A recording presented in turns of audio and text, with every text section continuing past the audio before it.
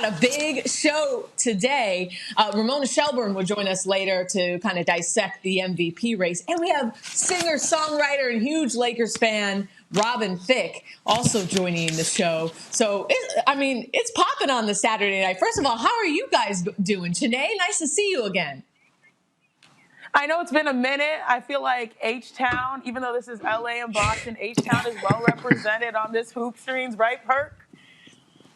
You already know. Look, I'm just so happy to be back. Listen, I got Cassidy, I got Shanae. We back live in effect. I'm ready to get the show going. Big Perk, happy to be back on Hoop Streams. Yeah. The Hoop Streams where it all started from. Look, Cassidy, I've been seeing you on the sideline. Shanae, I've been seeing you do your thing on the radio show. I was wondering if y'all forgot about old Perk. But I'm happy we back. Never. I don't think we see you more. I don't think we see anyone more than we see you, Perk. You're on TV all the time. And look, I'm so glad we're here on Hoop Streets because we've got a good game to look forward to. And as I mentioned, the Lakers, they've cooled off a little bit.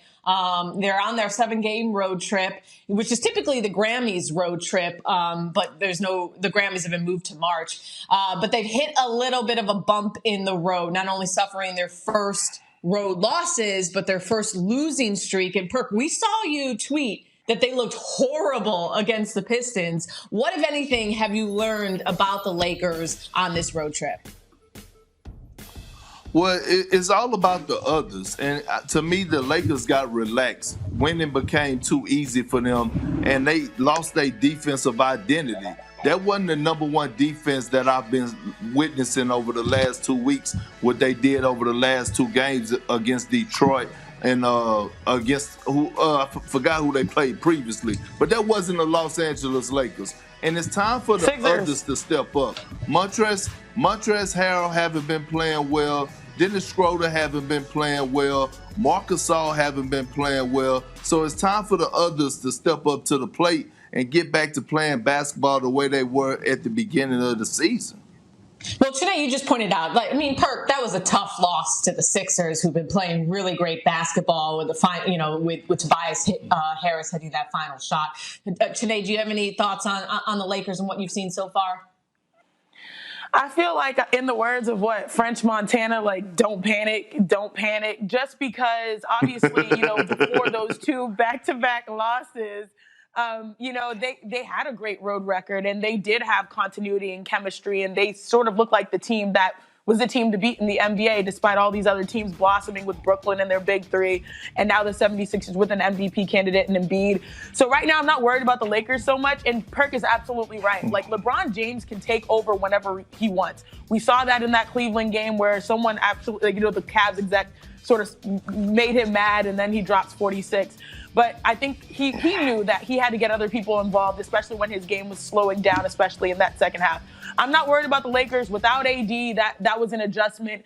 I do think that, moving forward, they probably can't relax so much because guess what? The league is getting better and better. Teams are getting better, and they're going to try to catch up with them.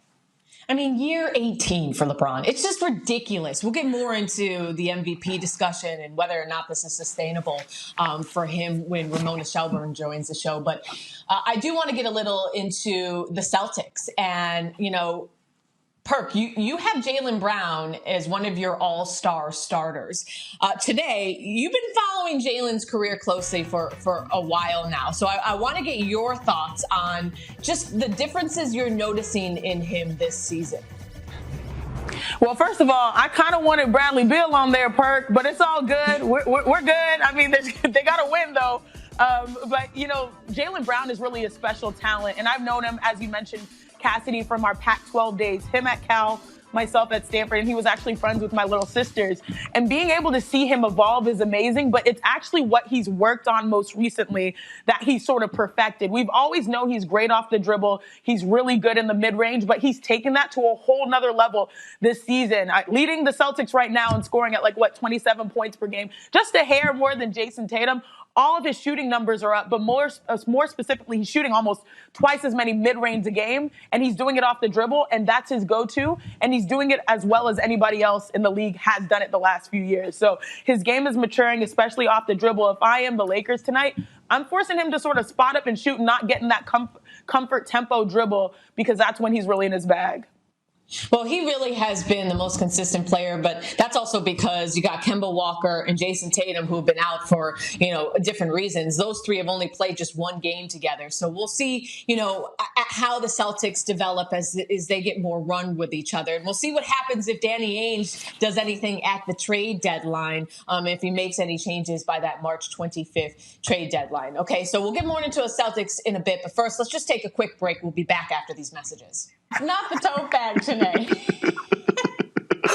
Sarah McLachlan, move over. Hey, I'm just saying, free Bradley Beal. You got to free that man. Look, he has been loyal to this organization long enough. It's almost like being in a bad relationship when you just love someone and back. Look, it's time for him to move on. He cannot waste any more of his time just playing meaningless basketball. He deserves better. This guy's leading the league in scoring, averaging almost 35 points a game.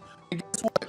It's not on anybody else. It's on Bradley Beal to come out and say, it's time for a change. I'm requesting a trade. And it's also on the ownership of his agent to give him the right advice to say, you know what? I need to put you in the best position possible. And right now, this isn't it. Shanae, so look, Beal signed the 2-year, $72 million contract extension back in October 2019. He's under contract this year and next year has a player option for 2022, 2023. Do you think he's still with the Wizards by the March 25th deadline? Nope. I don't think he's going to be there. Sorry to that man. Sorry to that team. But, honestly, Bradley Beal, like Perk said, is a unique talent that has sort of, I don't want to say if we're having issues, and I know we could potentially go there, but you don't want people wasting their prime. And his prime is so good right now that I feel like everyone's rooting for him to showcase that elsewhere. And so, I'm here with free Bradley Beal, time to deal Bradley Beal. And we just saw what James Harden was able to bring back in a trade package that was huge for the Rockets. Bradley Beal is 27, I believe, years old compared to James Harden's 31.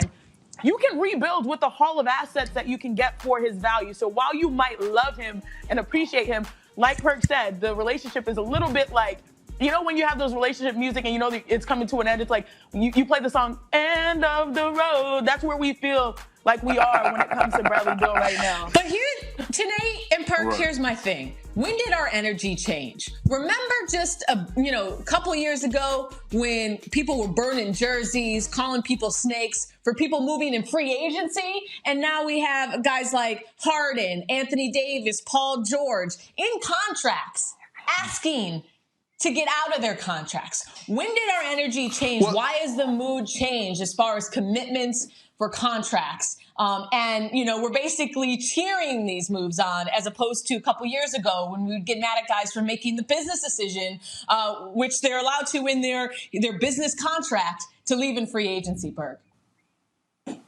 Well, here it is. It's only certain ones that I applaud and I agree with because as a player, once you have given everything that you possibly can to a franchise, come in and night out and perform at the highest level, and they're not doing right by you far as providing the pieces to support you to help you win the title. Like you look at Anthony Davis' situation and Bradley Beal, they wasn't put in position to be successful. And I felt like just those two incidents alone, those two situations, I felt like it's time for change. Anthony Davis, he needed to get to a bigger market. Bradley Beal, it's time for him to go to a contender. He has been faithful to this Wizards organization long enough. And again, Cassidy, he's leading the league in scoring 35 points a game, and it's not even going to a great cause. There's so many contenders out there that could use a Bradley Beal, and Bradley Beal could use them also.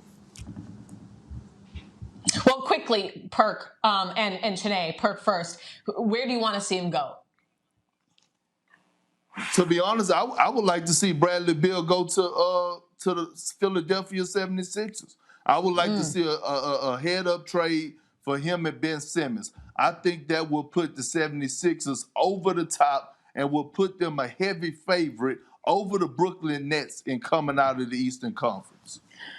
You know, I kind of like that too, just because the number one question to raising the Sixers to championship caliber has been their shooting. And while they have got shooters here and there, even inclusive of Seth Curry this year, Bradley Beal will take them over the edge. That takes away the limitations on offense that Ben Simmons sometimes presents. And now you're really there to compete. And now you're also maximizing on another talent, Joel Embiid, that could potentially take on Brooklyn, Milwaukee, and even contend with those in the West. So I'm not mad